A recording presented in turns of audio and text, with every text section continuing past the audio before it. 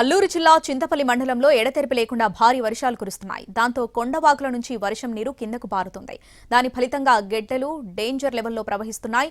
అల్లూరు జిల్లా చింతపల్లి, జీకే వీధి, కొయ్యూరు మండలాలకు చెందిన గిరిజనులు అవస్థలు పడుతున్నారు. వాగులు గెడ్డలు పొంగి పొర్లుతూ ఉండటంతో గిరిజనులు అవస్థలు పడుతున్నారు.